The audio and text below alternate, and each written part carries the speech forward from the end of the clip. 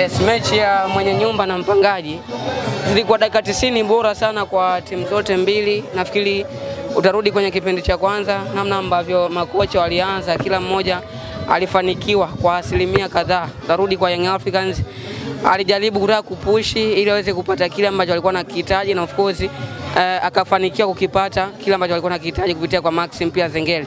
Lakini KMC wakaona haitoshi na tusiwa wanyonge, tuko uwanja wa nyumbani, wakaweza kusawazisha bao. Na wakati ambao wanaopitia kocha wa KMC ni wakati mgumu sana, kwa sababu ametoka kupoteza mechi 4 mfululizo, na hii ndio ilikuwa mechi yake ya mwisho kwa taarifa ambazo zipo. Mechi ya mwisho. Yes, ya mwisho kumuona akiwa na KMC, lakini kumuona akiwa Tanzania. Lakini alijaribu kutaka kutumia nguvu kubwa sana kuhakikisha anapata kile ambacho alikuwa anakihitaji, na ndio maana kipindi cha kwanza ni kama aliimarika sana kulinganisha na kipindi cha pili.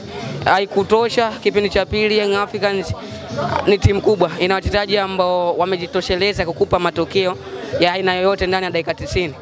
Wanafanikiwa kufunga bao la pili kutoka kwa Pacome Podo Zouzoua. Nafikiri kwenye utofauti wa Yanga ambao nimeiona kulinganisha na Yanga iliyocheza dhidi ya Mtibwa, ni kwamba mechi ya Mtibwa ilitegemea zaidi ubora wa mchezaji kuweza kuishinda mechi. Lakini kwenye mchezo wa leo ulikuwa unaona namna ambavyo Yanga walikuwa wanatumia ubora wa wachezaji kwenye namna ya kuunganisha akili yao wakiwa wanalitazama lango la timu pinzani. Ndio maana unatazama magoli yote ambayo yamefungwa ni magoli ya kiufundi. Goli la Maxim, pia goli la Pacome Zouzoua ni goli la kiufundi. Unakuja pia hata kwenye goli la mwisho ambalo limefungwa na Andy Ball ukiacha la penalty, yote yalikuwa ni magoli mazuri sana. Kwa hiyo kuna namna ambavyo naanza kumtafsiri na mtafsiri kocha mpya Pedro Gonçalves kwenye namna ambavyo Yanga ilianza msimu na hiki ambacho nimekiona kwenye mchezo wa leo. Of course ni mapema kuanza kuzungumza hiki ambacho nakizungumza kwa maana ya kocha, lakini kuna namna ambavyo nauona mwanga ambao ulikuwa umetanda, giza ambalo lilikuwa limetanda kwa kikosi cha Young Africans, zinaona mwanga kupitia kocha mpya.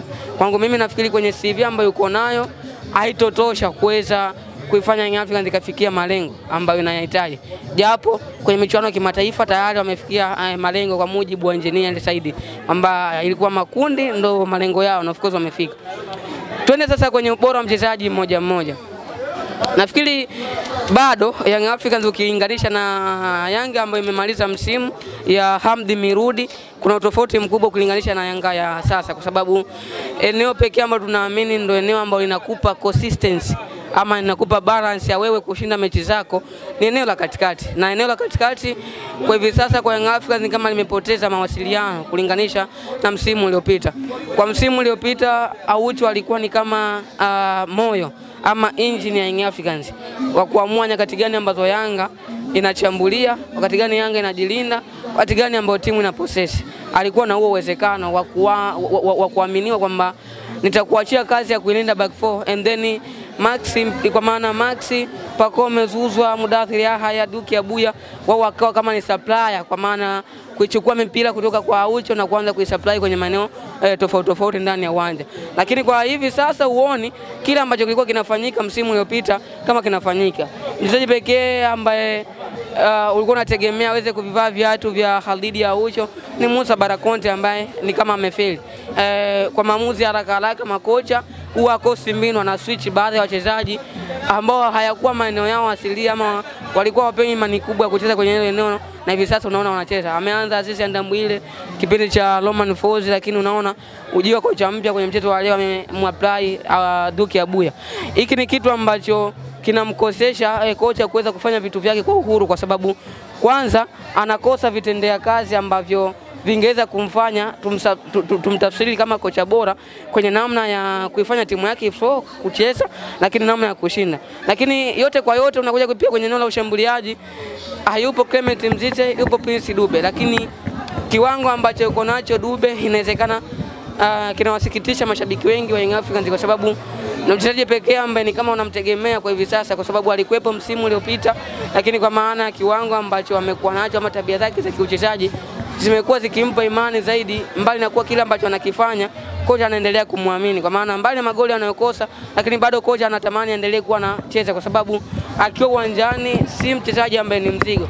Atatoka pembeni, atatoka kwa maana kushoto kulia, atarudi chini kwenye kusupport kile ambacho kocha anakihitaji kitokee na anaweza kufanya hivyo, lakini bado imekuwa ngumu kwenye namna ya kuliona lango. Inawezekana ni pressure ambayo yuko nayo, lakini pia inawezekana ni mfumo wa mwalimu umemkataa, lakini kusema ni mfumo wa mwalimu inawezekana ikawa ngumu, kwa sababu hata kipindi cha Romain Folz ulikuwa unaona nakosa mabao ambayo ni ngumu sana kuweza kuyakosa. Kwa hiyo kwangu mimi nafikiri tumpe muda kocha ambaye amekuja hivi sasa aanze kuijenga Yanga, lakini tusifananishe Yanga ya msimu uliopita. Kama tutaifananisha Yanga ya msimu uliopita inawezekana tukachelewa, lakini kwa maana performance ambayo wako nayo na kile ambacho nimeanza kukiona ni kocha ambaye anaweza kaivusha Young Africans kutoka eneo moja kwenda eneo lingine. Tuzungumzie magoli Yusuf.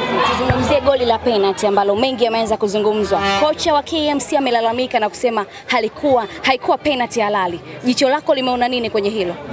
Nafikiri ni njia pekee tu ya kujitetea, lakini ukitazama kwenye tafsiri za referee, mimi binafsi naungana naye, alikuwa sahihi, kwa sababu rudi kwa wachezaji kama kina Dumbia bado ana kazi kubwa sana kuweza kufanya. Kwa hiyo inawezekana usajili ambao Young Africans aliufanya ndio unapelekea kuona kwamba timu yao ni ya kawaida, lakini kwa maana ya jina Yanga ni timu kubwa, lakini kwa kile ambacho kinaendelea ndani ya uwanja na tunachokiona ni vitu viwili tofauti. Na ukumbuke hapo watu wanaijaji Young Africans kuilinganisha na Yanga ya msimu uliopita, ambayo hiyo Yanga una Mzize, una Stefana Azizi, una Khalid Aucho na wachezaji wengine ambao walikuwa na kiwango bora. Kwa hiyo tumpe muda kocha, inawezekana wasiwe kama Young Africans ya msimu uliopita, lakini ikaanza kufanya vizuri na kuweza kupata matokeo ambayo watu wanayahitaji, lakini kuanza kuitafsiri kwa hivi sasa bado ni mapema. Andy Boyle akiwa na ukame wa magoli leo anaingia kwa kambani licha ya kwamba ni goli la penalty. Nenda kuleta kitu gani kwake na kuongeza confidence kwa kiasi gani? Kwanza inarudisha imani kwa mwalimu ambaye amekuwa akimwamini Prince Dube, na imekuwa ni ngumu kupata kile ambacho anakihitaji, lakini kwa kile ambacho amekifanya Andy Boyle, manake kuna namna ambavyo kocha ataanza kumfikiria kwenye mchezo unaofuata, kwa sababu duniani hakuna kocha ambaye anaweza akamwacha mchezaji nje yule ambaye anampa kitu bora. Kama amefanikiwa kufunga mabao mawili ndani ya dakika ambazo ameingia, basi kama atapewa imani ya dakika 90 inawezekana akafanya vizuri kuliko ambacho amekifanya kwenye mchezo wa leo. Nafikiri kwake ni nyakati bora zaidi, kwa sababu pia ni miongoni mwa wachezaji ambao walikuwa wanapitia pressure. Hii ni goli lake la pili, lakini iko ni mara ya kwanza kufunga, si ndio? Kwa hiyo inaanza kutengeneza imani, na kwake yeye kuna namna ambavyo inaanza kumpunguzia pressure kuhakikisha anafanya vizuri kwenye mechi zijazo. Prince Dube tumzungumzie kidogo. Ukipita kwenye peji ya Yanga unakutana na mashabiki wanaandika Dube must go. Ni kwamba wamechoka kumvumilia. Nini hasa umekiona kwenye mchezo wa leo wa Dube?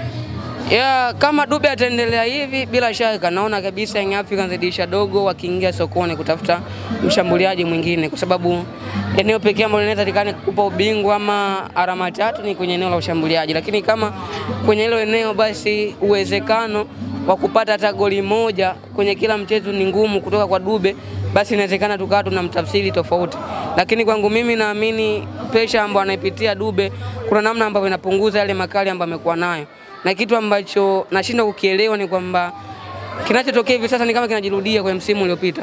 Mwanzoni mwa msimu hiki ambacho kinamtokea ndicho ambacho kilikuwa kinamtokea, lakini Dube wa Young Africans tofauti wa Azam FC. Azam FC, Dube akiwa Azam FC alikuwa anafunga kila aina mabao, amefunga magoli mengi sana ya Kideo Aishi Manula akiwa Simba, na tulikuwa tunaona namna ambavyo alikuwa na kiwango bora, lakini mambo yamekuja kuwa tofauti. Nafikiri hata yeye inawezekana akawa anapitia wakati mgumu sana, lakini ni wakati wa benchi la ufundi la Young Africans kukaa na kuoji ama kumtengeneza kisaikolojia nyakati ambazo anazipitia na kuweza kujua nini ambacho kinamsumbua. Lakini kwangu mimi naamini ni mchezaji ambaye kama anakuwa kwenye ubora wake, uwezo wa kufunga mabao 15 mwisho wa msimu upo.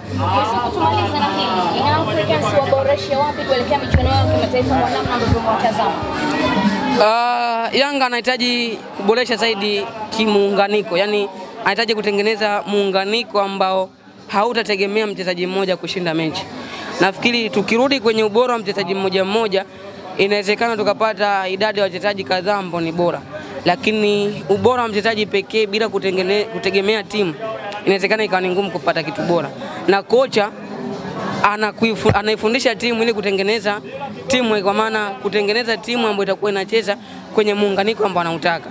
Ungekuwa na urazima wa wachezaji bora kuweza kucheza wao kama wao, basi makocha wasingekuwa wanasajiliwa, lakini makocha wanakuja kuunganisha ule ubora wa mchezaji mmoja mmoja na madhaifu yake kuweza kupata kitu bora kutoka kwa hao wachezaji. Lakini kama unakosekana muunganiko, inawezekana ikawa ni ngumu sana kuweza kushinda kwenye kila mchezo, na ndicho ambacho kinatokea Young Africans hivi sasa. Inapocheza Yanga leo haikupi imani ya kwenda kushinda kwenye mchezo unaofuata. Kwa hiyo nafikiri ni kitu ambacho kocha anaendelea kukifanyia kazi, na ameona amecheza mechi ya kwanza na Mtibwa akashinda, akaingia uwanja wa mazoezi kwenda kuboresha kile ambacho alikiona ama aliona kinahitajika kuongezeka kwenye kikosi cha Young Africans, na of course alienda akaboresha kwenye mchezo wa leo. Tumeona kitu kipya, inawezekana karudi tena kwenye uwanja wa mazoezi kuendelea kuboresha zaidi, na tukaona vitu vipya kwenye mechi zijazo. Asante.